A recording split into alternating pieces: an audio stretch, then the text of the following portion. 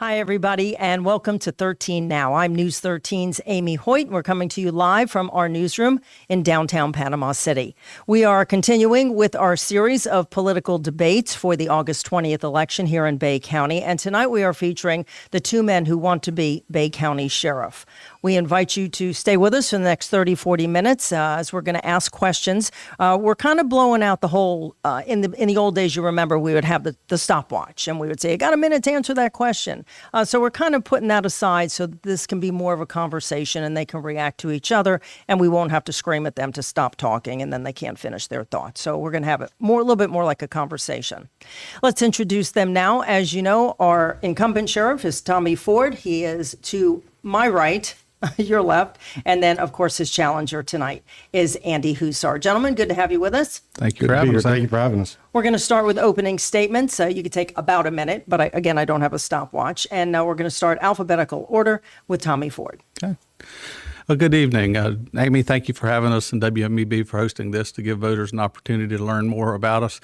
I've been your sheriff for 8 years, and it's been the greatest honor of my life to serve the citizens of Bay County as your sheriff. Sheriff is an important position in that it's an independent constitutional officer. I don't report to the federal government, the state government. I report to you, the citizens, and are responsible for upholding the Constitution and fulfilling the mandate of the citizens. And I'm so blessed to do this job here in Bay County, where your mandate is clear that you want law and order, and I think we've delivered on that. We've been through some very tough times over my 8 years as sheriff, from hurricanes to active shooters to spring break takeovers and everything in between. And I hope that you have found through that time period that you can count on the Bay County Sheriff's Office and you can count on my leadership and as reliable and experienced leadership. And I would humbly ask for your vote on or before August 20th, and thank you for your consideration. All right, Sheriff Ford. Andy Hussar. Good evening. My name is Andy Hussar. I'm a retired law enforcement officer. I retired from the Bay County Sheriff's Office back November 30th of last year after serving more than 25 years in law enforcement. My other experiences with the military, both active duty Navy, and I was a combat veteran with the Army in Iraq, the war in Iraq. I quickly realized after I retired the concerns of Bay County. That's why I came out of retirement to run. I'm not done helping the citizens of Bay County, and I realize how important it is with true law enforcement leadership and emergency leadership. As today, turn the news on, we're watching the potential storm coming in, and I kicked into the emergency management mode and started looking at some of the potential issues that could happen in Bay County, which can happen very quickly with both natural and man-made disasters. And I think I have the proven leadership to guide the Sheriff's Office into the future. And I humbly ask for your support and your vote on or before August 20th. All right, thank you. Our first question tonight, we're going to talk about crime, which is what you deal with. The sheriff says the crime rate is down almost 50% since he took office in 2016. But Mr. Hussar says sex batteries are up about 74% and homicides are up about 28%. Are either of these statistics true? Tell us why or why not. And what are you doing or will you do to make those numbers go lower? And Sheriff, we'll begin with you. Okay. So according to FDLE Uniform Crime Statistic Report, crime over the 8 years that I've been sheriff in Bay County is down over 47%, and that's something that I'm proud of. But I'm also proud of the rate at which we solve crimes, which is about 2.5 times the state average is what our clearance rate is. And I attribute that to a mission statement that we put in place shortly after I was elected sheriff. We had a group from the community, a group from command staff, and deputies that came together and came up with a mission statement that will be relentless against criminals, compassionate to victims, responsive to citizens. We'll all work together as citizens of Bay County to keep Bay County safe. I think we've lived up to that pledge. I have heard the statistics on the sexual batteries and the homicides. What I'll say about that is over my 8 years, our homicides have ranged anywhere from 2 to 4 every year. I think we had 3 last year. So when you look at statistics and you go from 2 or 3 to 4, that's a 25% increase. And I will say that during my time as sheriff, none of those homicides have gone unsolved. When you're talking about sexual batteries, we had a change in how we charge those about the time I took over as sheriff, where, Andy, I think you'll remember how we used to charge lewd and lascivious battery on a child under 12. We're now charging those as of 16 as a sexual battery against a child. So I think that's an explanation of some of those figures, and I'm proud of our track record. I don't take credit for that. It's the men and women of the Bay County Sheriff's Office that put on that uniform every day and go out there and solve those crimes, and are should get the credit for that. All right, thank you. Mr. Hussar? Okay. When I looked at the numbers, it was through the uniform crime reporting. As Sheriff Ford mentioned last week when we spoke with the League of Women Voters, they're considered index crimes. It's not just the residents of Bay County these crime stats are coming from. It's citizens or people that come in on vacation, the weekenders, what we like to call the 100-mile club. But the problem is I don't know whose numbers are right, because I checked again today before I left. The last statistics given to FDLE were in 2021, 2022, 2023, and the first half of 2024 is not listed on the FDLE's website to see what the crime stats are for the past 2.5 years. You want to address that? Yeah, so those are, they have not released anything past the 2021 UCR, and I can't respond to that, but I do have our submitted numbers that actually we submitted them to FDLE that just have not been released publicly. Be glad to provide those to the station and you, Andy. All right. The drug epidemic, of course, is real. Opioids and fentanyl, they're finding their way to almost every county, not just Bay County, across the Panhandle. How bad do you believe the problem is, and how will you fight it? Okay. When you look at the drug epidemic, the illicit drugs, the fentanyl coming across the borders, both through South Florida, through the Texas border, the Arizona border, that is a definite problem. The other issue is with the opioid crisis. If you look, these are people that got hurt, went to a doctor, were legally prescribed the medications, got physically addicted to those opioids. The doctor would no longer fill their prescriptions, so then they went out onto the streets to unfortunately feed their addiction. I've seen families lose their husbands, their wives, their children, all their property because of the opioid addiction. And it starts back also with the training. Sitting with the doctors, making sure they understand and start looking for the different keys of any potential problem. Now, the state of Florida has come a great way with narcotic prescriptions. No more paper scripts in Florida. They have a track. If you go to your doctor, when they go to order your scripts, they can see every doctor that you've went to and every prescription you've got, which is a good start. But it's still an epidemic that is ongoing because you still have the narcotics out on the street. If somebody gets their house broken into and they get those narcotics and prescription medications stolen, they become the illicit drugs that are being sold on the street. I know at a time, the last thing I remember with hydrocodone and oxycodone, it was $10 per milligram for a pill, which was the going rate out on the street. That coupled with the fentanyl, which is an extremely dangerous drug, and worse than that, you've got carfentanil out on the street. I've seen officers around the state. We've had officers in this county that have been exposed to fentanyl and went into medical crisis where Narcan had to be administered to get them out and bring them to the hospital. We got to keep doing what we're doing, keep stopping the cars, finding the drugs, following up with the tips, getting a good informants, getting with the community and finding out from the community where they see the problems. The community-oriented policing, that's one of the things I've been talking about for the past 8 months, getting back with the community, listening to them, and following up with the information they're providing for the law enforcement. All right, I don't want to sound ignorant. Can you get fentanyl from a doctor's? That, when it comes, Yes. you say it's like a grain of rice could kill you. So that's something you can get. They're fentanyl patches that are used for cancer patients, and that is something that can be legally obtained. But what we're talking about here when we're talking about fentanyl is illicit fentanyl that's coming directly over the border. And that's one of my big problems with the federal government, is that they've completely abdicated their responsibility at the border for stopping the flow of fentanyl. We've had over 70,000 deaths, I think, in 2021 in the U.S., more deaths than in the Vietnam War. More Americans died, and it's something that I'm passionate about. And during my time as sheriff, we have seized a lot of fentanyl. In fact, about a month and a half ago, we seized 7 pounds of fentanyl off the streets of Bay County. If you look at what a fatal dose of fentanyl is, and you calculate that into 7 pounds, that's enough to kill over 1 million fatal doses. And Andy's right about how some people get addicted to these substances. It can be somebody that had a dental procedure or a surgery that started taking oxycodone or hydrocodone, become addicted to opiates. And those pills are the same family of opioids as heroin and fentanyl. One of the things I'm really proud of that we've been able to do is overdose deaths in 2021 after COVID. The streets were flooded with fentanyl. So we took a lot of fentanyl off the streets, and that's a big part of the solution to the problem. But we also had over 20 of our fellow citizens in unincorporated area of Bay County die in 2021 from fentanyl overdoses.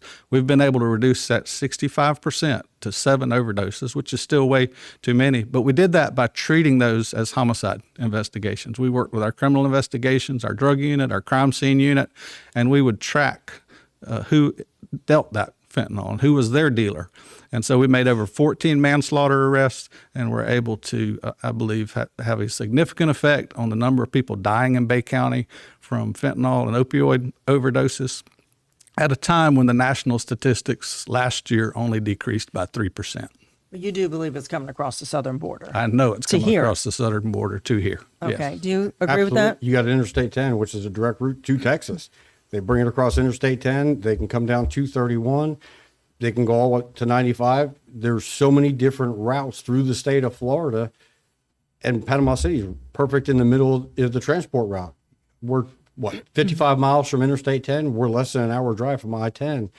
And because we have such a transient population, especially on the beach, with visitors coming in and vacationers coming in, they're going to bring in the influx of the narcotics into the town. And I credit the men and women of law enforcement that have been stepping towards the fentanyl. But Amy, if you remember years ago, there was a big push where fentanyl was unfortunately narcotics was unfortunately being overprescribed, illegally prescribed through medical providers here in the county. I remember for a while there, it seemed like every time you turned around, there was another doctor that was being held responsible for overprescribing medications. And I think we need to revisit that area and see. I'm not clear on that. Like, you can't go to every doctor in town and say, are you overprescribing people? No, you can't. But with today's technology, if you look, when methamphetamine came out, you had Meth Check, where they can look at the database and see who was going and buying the Sudafed at the local pharmacies. The same thing is get access to the databases through legal means to see if a doctor is overprescribing. It goes back to the investigative work, getting with the patients, getting with the family members, find out where they're getting these medications, either on the street through a drug dealer, or they're getting overprescribed through a physician. Now, you want to respond to that? Do you agree with that? I do. That was really more of an issue back in 2012 and before. Florida really got on top of that by putting the prescription drug database into effect, as well as limiting the amount that a doctor can prescribe. And I think that we've come a long way with that. What we saw is some rogue pain clinics back in that time, where Florida was the leader in the nation in a bad way for providing those pills. But certainly, that can be an issue, but most of the opioids and fentanyl are coming. Fentanyl comes from China mostly, but it comes into South America and comes in those narco trafficker routes through the cartels, the same way that meth does. And meth is still an issue. I mean, that's something that we can't forget. We've taken over 200 pounds of meth off the street, and it ruins lives. All right, let's move on to something else that's making national headlines, not just here, God forbid, but active shooters in a school. Mm-hmm. Specifically. I know you dealt with one when you first got in office, but that wasn't on a school campus. That is happening, obviously, across the country. What's your plan to be prepared if such a circumstance happens at a local school? Okay. When it comes to active assailants, you have to think outside the box. I had a conversation with somebody yesterday about guns being on campuses, and 2 minutes after that conversation is when news broke over in England, where those children were attacked and unfortunately killed by somebody with a knife. Active shooter is a dangerous situation. I am not downplaying that at the least, but there's other weapons that can be brought onto the campus that can endanger the children. The Guardian program that Bay County has is an amazing program, because you have somebody on the campus right there, right then, to address the situation until law enforcement gets there. You continue with the training. Back in the early 2000s, we didn't do active shooter training. When I retired, we graduate up to every 6 months doing active shooter training. You got to keep progressing, working with the teachers. The Guardian program is an amazing program to protect the children. But you've also got to look outside the box, and it's not just active shooters, they're active assailants. Anything can be used as a weapon, from a knife to a firearm. Is the preparation the same? Yes. The preparation, the training is all the same. Is there something, and he hasn't answered yet, but is there something Sheriff's Office isn't doing that you're recently retired from the Sheriff's Office, so it's not like it's been 100 years. You know what's happening down there. So, the training at the Sheriff's Office is an amazing thing. It progresses every 6 months. The training is getting better for law enforcement. The Sheriff's Office and the agencies, they were training together. And it's an ever evolving training process. It's a perishable skill that needs to continue or it gets lost. That's something that you just can't train once a year or once every couple of years. That's why I commend the training when I left was up to every 6 months, because it is such an important thing and it's such a perishable skill that needs to be fine-tuned. All right. Without giving any secrets away to the bad guys who might be watching. Right. Can you address that? So, I talked earlier about the tragedy that we've seen in Bay County from hurricanes, tornadoes, and wildfires and an active shooter situation. And people ask me, what was the most stressful situation of those? And I'll be honest with you, Parkland was the thing that caused me the most stress as sheriff, to realizing that we may not be prepared to respond to an active shooter like we should be. Now, for years, we have been preparing for active shooters in a tactical manner, where we put our deputies in schools every year using simunition guns, and we simulate active shooter or active assailant situations and put them in as much stress as we can with that. But what I realized is that where we were lacking is an active shooter incident management. And that means working with our other law enforcement agencies, fire and EMS, to make sure we're all on the same page in how we respond to one of these situations. And I brought in C3 pathways and a debate. We started with the basic active shooter incident management training, and we've now progressed to where about a year ago we sponsored an advanced course, and in June we did a full field exercise with all of our partners in the school district to make sure that the methods that we had put in place work, and that we certainly didn't do perfect in that exercise, but that's the reason you do an exercise. You want to make those mistakes there so you can correct them. I've also instituted the Guardian program, like Andy mentioned. That was something Bill Husfeldt and I met the day after Parkland, because again, that shook me to my core of, are we ready? Are we keeping our kids safe?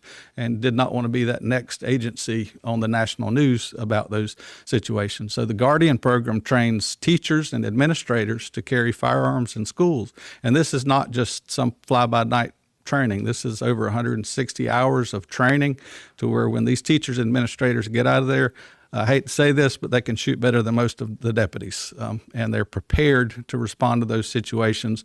The tip of the spear is our school resource deputies, and I can't be more pleased with our partnership with Superintendent McQueen and Husfeldt and making sure we've got school resource deputies in all the schools. And Superintendent McQueen recently increased our high school resource deputies to 2 at each of the bigger high schools, which I think significantly improves our odds of stopping a bad guy if they were to get in there. All right. Next story that has made national headlines, of course, is when a deputy or police officer goes bad. They go rogue. We've seen it a couple of times here in the Panhandle. The young airman who was shot and killed by the Okaloosa County Sheriff's deputy went on a domestic call. I can't remember what it was for, but they were trying to get in the apartment, and when they opened the door, the young man opened the door, the airman from Hurlburt. He had a gun in his hand, but it was pointing down at the floor. But that deputy, as we know, shot and killed him, and now he's been fired, and that's under investigation. Can you give me your reaction to that? And would you have fired that deputy, or if someone does that under your leadership? Mm-hmm. So I did follow that story in Okaloosa County, and I do think that the sheriff made the right decision on that. We do have to hold ourselves accountable. That's what citizens expect from us, and I think we have come a long way. There are certainly, in any profession, there are people that don't do the right things. They're not suited for the job, or they just have bad intent, and they don't need to be a part of our profession. Now, one of the things that we've done to increase accountability at the sheriff's office is, shortly after the George Floyd situation, we implemented a body camera program. So all of our patrol deputies have body cameras, and that helps increase transparency and accountability.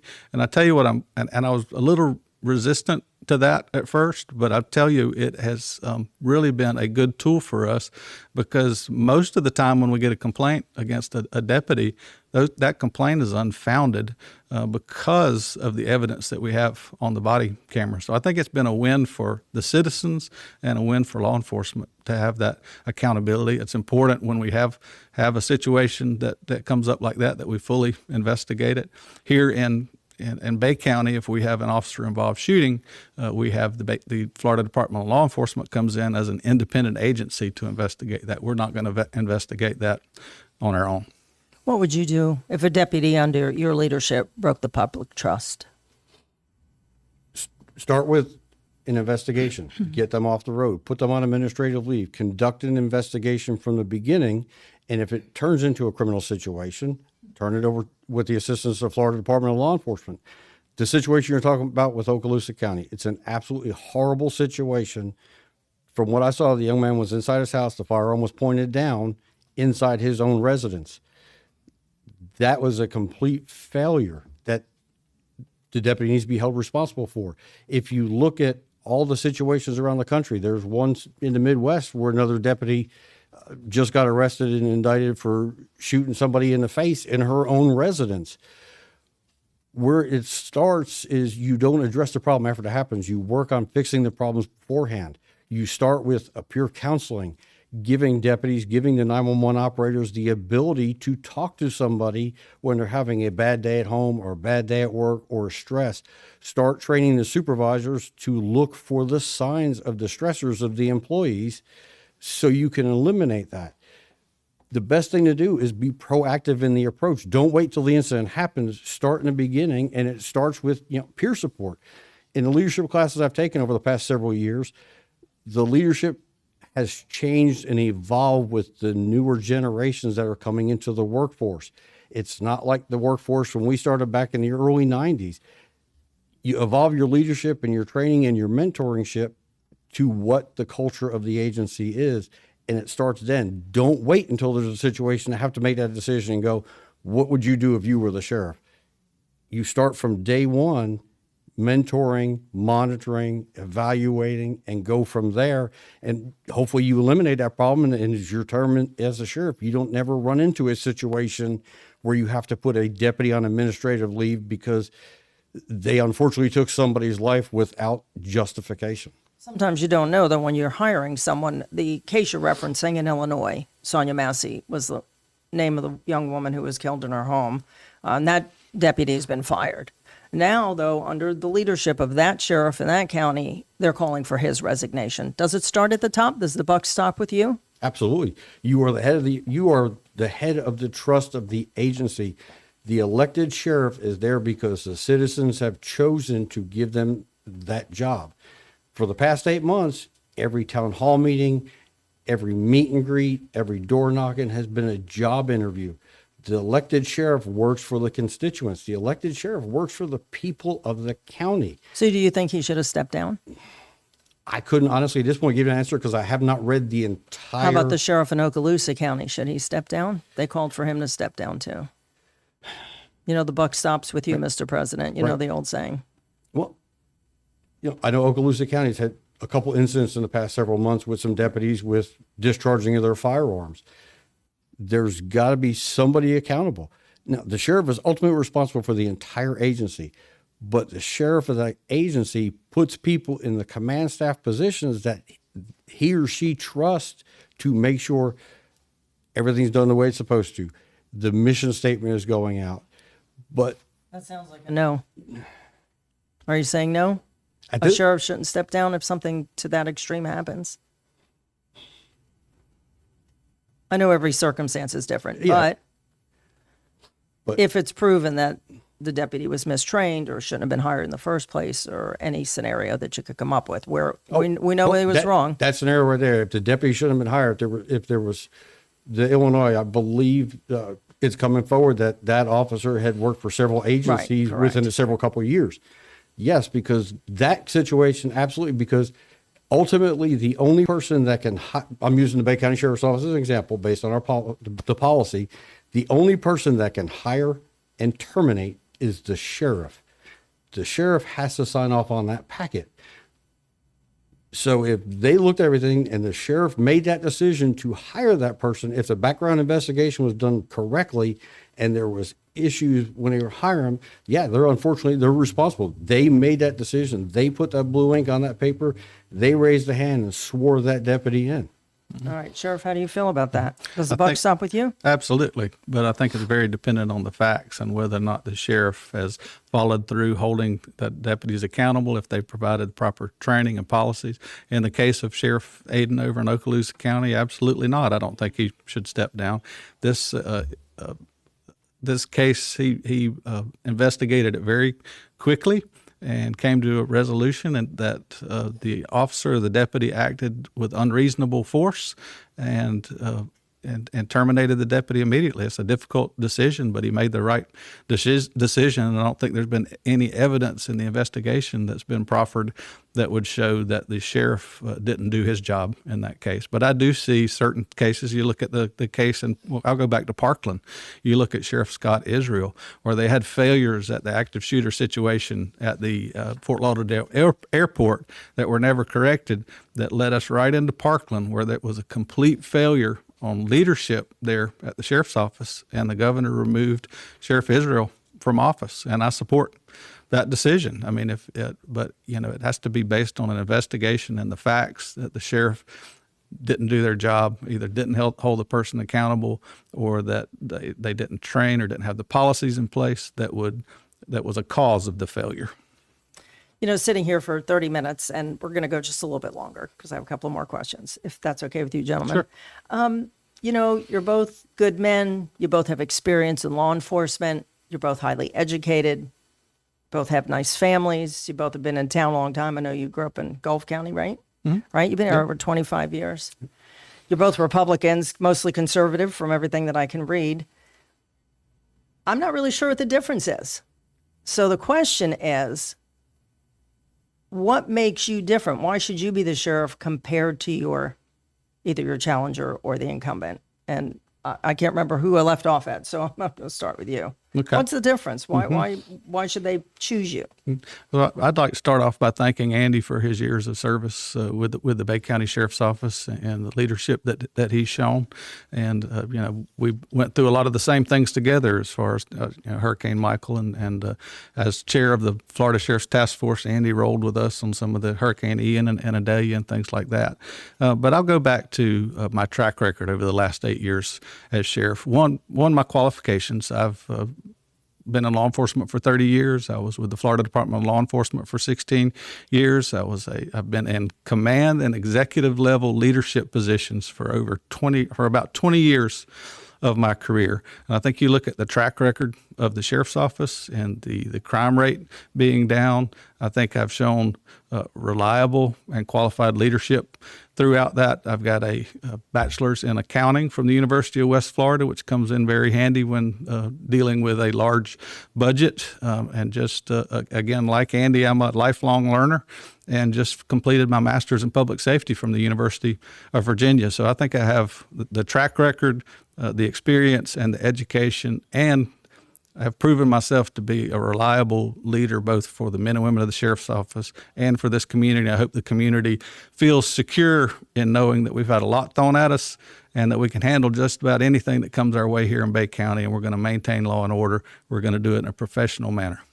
All right, what's the difference between you? Why should voters choose you? Well, when it comes to the formal education, I was a late bloomer. I didn't go back for my bachelor's degree in emergency management until after Hurricane Michael, because that was a baptism by fire for everybody in Bay County. I wanted to learn how to be better for any future situations. In the command role running the 911 center and the dispatch center, I wanted to learn how to better lead and mentor staff. That's why I went back and I got my master's degree in leadership to learn leadership skills. And I wanted to further that. That's why I'm my third year now of my doctorate program in organized leadership, and my emphasis is in organizational development, because you need to, as a leader, change with the staff that you're training, the staff that you're leading, the staff that you're working with. Every generation is different in their little ways. One of the things that I've always hated hearing leaders say is, well, we've always done it that way. There's times when you have to look at the younger officers, the younger dispatchers, the younger clerks. They may have a different approach that's going to be better overall for the agency as a whole. Now, you also mentioned about being a Republican. Yes, I am a Republican. I am conservative, but the sheriff is the sheriff for the entire county. You've got to sit there and talk with the groups that are in the minority, because the minority still has a voice no matter where you're from.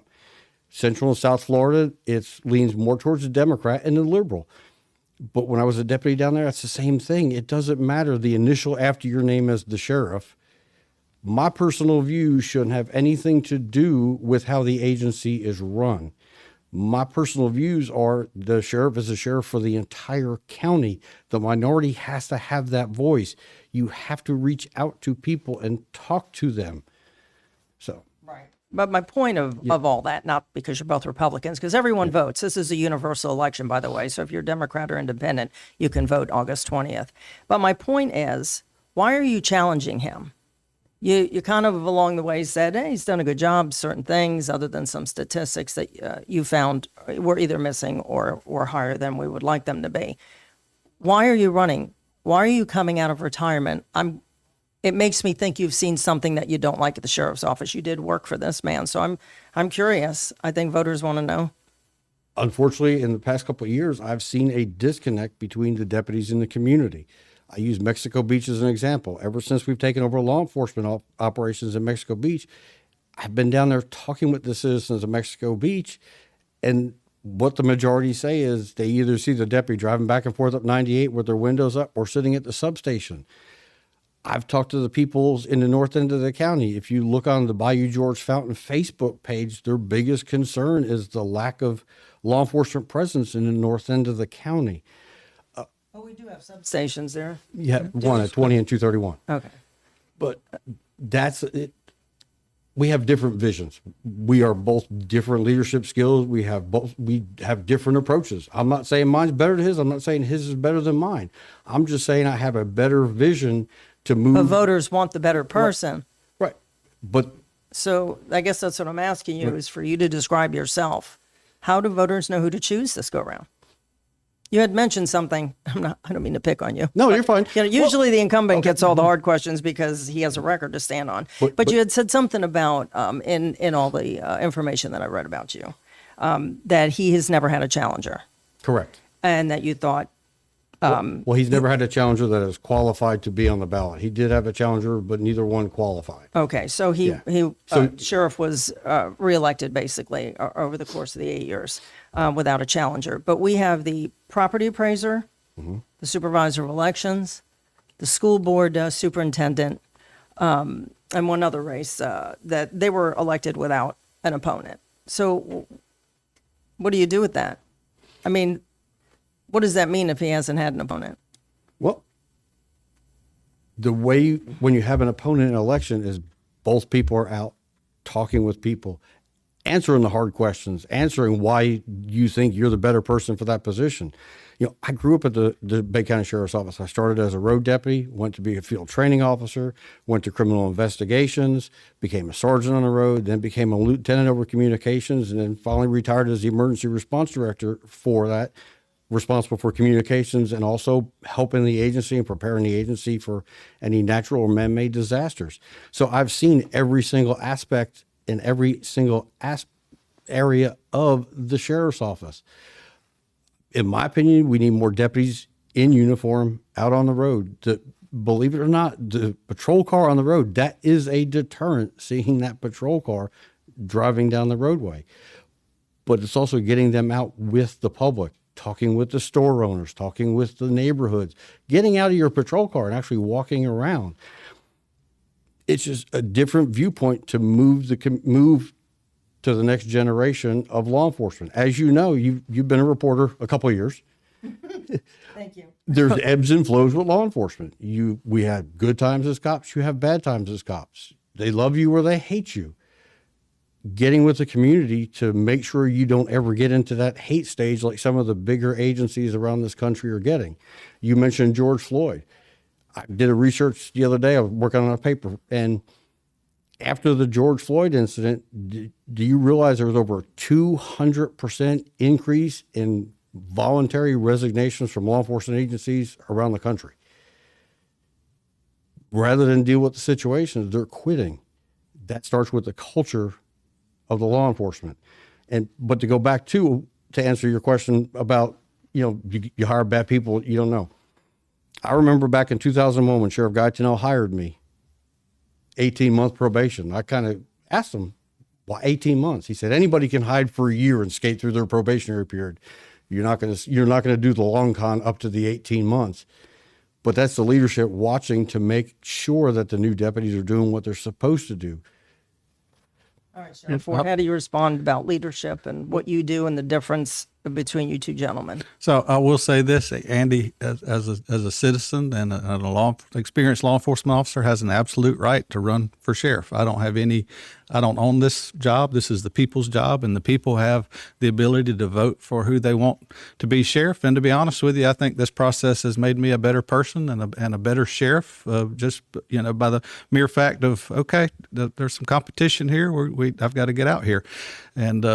But I disagree with some of the assertions that we're not involved in the community, because I think the Bay County Sheriff's Office, and I think Bay County knows this, is very involved in the community. I hear from people all the time that give very high remarks and compliments to our deputies to how they're involved and how they help them in certain situations. And one of my favorite things as sheriff is getting to see the amazing things that the men and women at the sheriff's office do every day. And it's not just the big 7-pound fentanyl bust or solving the murder case. It's when they're kind to somebody, or somebody's had a death in the family and they call me and say, your deputy was the nicest person, most professional person that I've ever dealt with. And when we were on our worst day, because we see people on their worst day, and when we can have a deputy that makes that type of impact on a family, I think that goes back to their training. I would like to think that it comes back to the leadership tone that we said, of that's what we expect out of a deputy. And I do believe that we're very involved in the community, and our deputies are out there doing a great job. What about what's going on in Mexico Beach? You alluded to the fact that either the deputies are disengaged or they're just driving around. And wasn't really clear who you're throwing under the bus there, but you don't think they're getting the type of law enforcement that they need? So the question to you is, how do you handle? If you haven't watched the news, Amy, Mexico Beach is a little divided right now, and I think that that's part of it. I disagree that we're not connected with the community. We have. When we came and was contracted to take over the Mexico Beach Police Department, I think there were some people that felt they wanted to keep their police department, who now feel like that they're very happy with the fact that the Bay County Sheriff's Office is now over there. And I feel like we are a part of the community down there and have raised the bar and the standard down there in Mexico Beach. I'm sure there are people that are not happy with us, or for one reason or another. It's very divided down there right now, but I also know a lot of people and have talked to a lot of people. In fact, I have an event down there tomorrow, and I think there are a lot of people that are very happy with the service they get from the sheriff's office down there. What about Callaway, and what was the other fountain? North End Fountain, Bayou George. Okay, and what about Callaway? You right? It's the sheriff's office in Callaway. Right. I mean, I disagree in general. Bay County is growing, and since I was sheriff, I've concentrated primarily. We've got a limited budget dollars. We want to be respectful to the taxpayers, so I've added 10 road deputies, patrol deputies, and two investigators. In my current budget submission, I have asked for another deputy for what we call Zone 6 and 7, which is Fountain, Bayou George, Youngstown area, that would allow us to have another deputy there 24/7. I have to hire 4 deputies to have one person there 24/7. I've also created crime prevention deputies, or expanded that program. Sheriff McKeithen created that program, where we have deputies all over the county who don't have they're not working on responding to every call for service that comes on the screen. They're problem solvers in that area. They're there to develop relationships with business owners and the community, go to neighborhood watch meetings. If we have property disputes or things like that, they're the ones that have time to go handle those situations. Our community services division is in the community all of the time. Captain Myron Guilford runs that. We're at events. We do movie nights. We've all kind of things in the community. So I don't necessarily agree with that, but we can agree to disagree. Would you like to add more deputies? Oh, absolutely. Especially uniformed deputies. And I'll give you one of the examples. A friend of mine was broke down on 231 a couple weeks ago, pulling a big trailer, and she had 4 officers drive past her and nobody stopped. Yes. Or Yes. from Bay County? Yes. Okay. You know, I went and I helped her. I canceled what I was doing. I went and helped her. Now, there's times when deputies drive past somebody, but you've also got to remember somebody's perception is their reality. One deputy you can say, 2 deputies, but 4 deputies drive past. It's situations like that that can be easily tweaked and corrected. All right. But what about the budget? Do you know what the budget is? I've looked at it. I don't know what the new proposed budget is. I know, correct me if I'm wrong, in the past 3 years, the budget has been increased $13 million in the past 3 years, I believe, from what I've looked at. I haven't seen a new budget proposal, no. All right. Because you got to pay for those deputies if you add them, obviously. Right. They got to have a salary and the benefits and all that. Is that Here's one of the issues, and our budget this year is $59 million with the grants and the contracts. It gets close to about $70 million. But in order to attract and retain deputies and hire deputies and fill those positions, you have to have the pay right first. So I have added 10 deputies to the 10 patrol deputies to the road and 2 investigators at a time where, we are growing, but if you look back at our crime statistics, actually our calls for service has gone down a little bit over the time that I've been sheriff. And I think that happens when you reduce crime 50%. You've got the criminals are in jail and our calls for service go down. But so we have added deputies. It does cost a lot to add deputies, but I have focused on getting our pay competitive and right and having a step pay plan in place so we can retain deputies. What's one question out of all these forums and political debates that you've done in the last few weeks? I know you got another one in the morning. Is there one question that was never asked that you wish was asked and that you could answer now that even maybe I haven't even thought of? Yeah, I think you've covered most of it. And we had that Yeah. the other day. I forgot to. I mean, I wonder, you get thrown all these questions. A lot of them are similar, but you go home and you think, why don't they ever ask me this? Or something you just want to address? No? I'm thinking. Well, I guess it's been so good. I many guess that means questions for we've the all past covered it. For the past 8 months, yeah, I've been driving here. I was trying We've had quite a few forums here Yes. lately, and I think we've been asked every question you can be asked. All right. The only other thing I was thinking about was the Bay County Jail. Sheriff is in charge of the jail, right? Yep. Okay. You're familiar, obviously, because you work there. Tell me a little bit how you feel about how that's being run. Would you change anything or add anything? Or take something away, I guess. Well, the jail is part of the sheriff's office. The jail works for the sheriff of the county. If the citizens vote for me on August 20th and I successfully become the sheriff in January, one of the things I would like to do is bring it back more towards a single overall family agency. There's always been. I don't know what you're saying. I'll I don't know what that explain it to means. you. If you look at the sheriff's office, say the uniforms you see on the road, we'll call that operations side. And then you've got the jail side.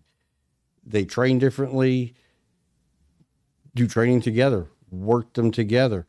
There's deputies at the jail that want to eventually come out to the road, work with them to bring them to the road. There's deputies that, I don't know why, will want to go off the road and go work in corrections part of it. Bring it as one umbrella, one family. Is it not that way now? I believe that it is. We've got deputies that go back and forth, from the jail to the road.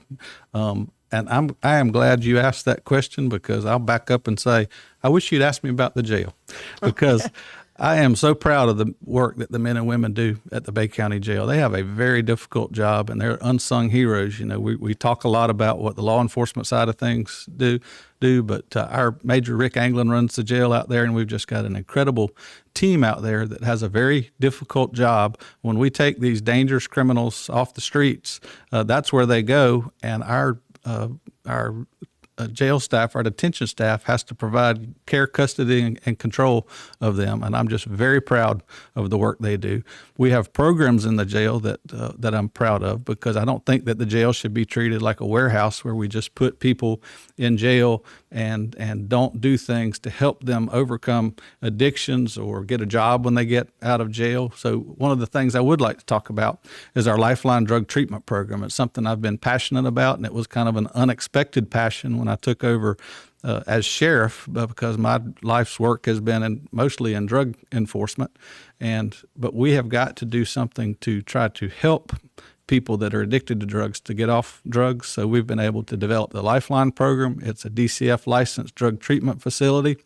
We just worked with the county commission to get funding to double the size of that program and build a new dorm using legislative dollars and opioid settlement dollars, no general revenue dollars from Bay County, to double the size of that program. And I hope that that produces fruit in the future, and that we continue to see a decrease in overdoses, and we continue to see a decrease in crime, but more importantly, that we see people come out of the Bay County Jail and go back to being good fathers and husbands and wives and employees and good citizens. Do you agree with that there should be that extra program to try and help those who may be addicted and are incarcerated I guess they go through a program, so when they go back into society, they don't end up back in jail? Absolutely. We don't need to do the incarceration model. We don't need to do like they did the old Philadelphia model, where you put them in a cell, lock the door, and they stay there. You help them become out of jail as productive members of the community. There's like opioid, for example. They may have made poor life choices based on an addiction that just needs a little bit of help to come back out into the community to be a productive member of the community again. The jail should, yes, it's a punishment. Your civil liberties are taken away. You're locked in a building 24/7 until your time is served. But that's the time where you do things like the GED program, the college programs, the trade programs. Teach them to better themselves. Give them that extra help to become that productive member back when they get out. Incarceration, use it as a learning tool, a trade tool. I don't know if the jail's still doing it. For a while they were doing the training the dogs, which is a great program. Out west, they do that with the horses. Me and my wife run a horse sanctuary, so I know how important it is. You're dealing with a 1,000-pound animal that's been abused, but you get an inmate working with those animals. It teaches them respect. It teaches them how to stay calm. It teaches them how to use their inner voice. So they're just not locked in a cell for how many months and then released. So no, I agree 100% with those programs, because it's better for the community overall. All right. Before we get to closing statements, give me one thing that you'll change if you're reelected, or that you will change if you get elected. One thing specifically. That's going to be a short answer. Who wants to go first? I will. Okay. More patrols down on the sand on the beach. The outside city limits. Correct. We all say Panama City Beach, but the county has half of them, right? Almost more than half. More than that. Okay. So you want to see more deputies on the sand? Either deputies or certified lifeguards, members of first responders to be down on that sand to help people during the peak times of the year. Like we used to have years ago, we used to have a beach patrol unit. I believe it was the sergeant and 4 deputies that patrolled the sand. Okay.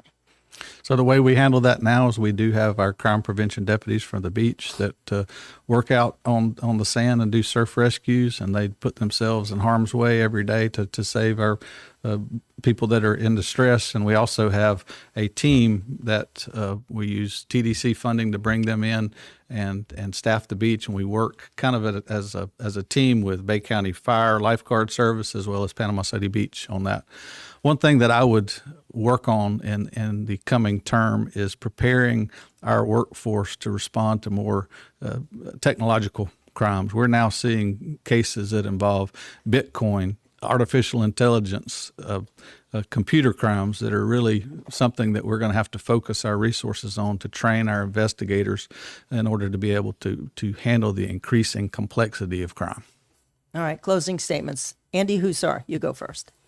I appreciate spending the time with you, talking to you, explaining my vision of the sheriff's office, explaining why I did come out of retirement. I realized that my passion and love for this county didn't stop when I retired on November 30th. I sat home. It was 13 days exactly before I announced I wanted to run for sheriff and continue to give to the county that my family loves, that we're going to be here.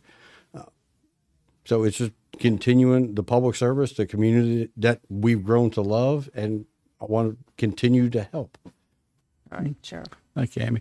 It's been an absolute honor to serve as your sheriff over the last 8 years, and having served in law enforcement for over 30 years, I still have the passion to go out there every day and work hard to keep you safe. And I hope that we've proven at the Bay County Sheriff's Office that our goal is to keep you and your family safe, and that we can handle any situation that comes before Bay County by working together with you, that will remain being relentless against criminals, responsive to citizens, compassionate to victims, and all working together.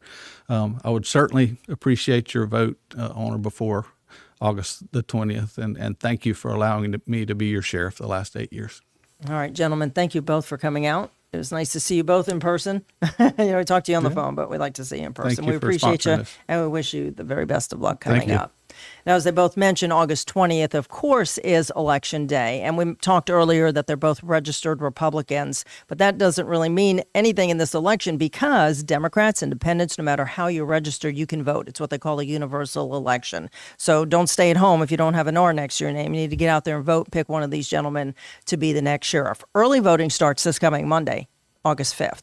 You can go to bayvotes.org, where Nina Ward is the new supervisor of elections, and she has all the information on her website that tells you times. Things are a little different. She has a lot of, I notice, early voting sites, and that's different if you wait to vote on Election Day. Your precinct may have changed. I know mine did. When I got my sample ballot in the mail, I was surprised. I was like, well, I've never voted at that particular location.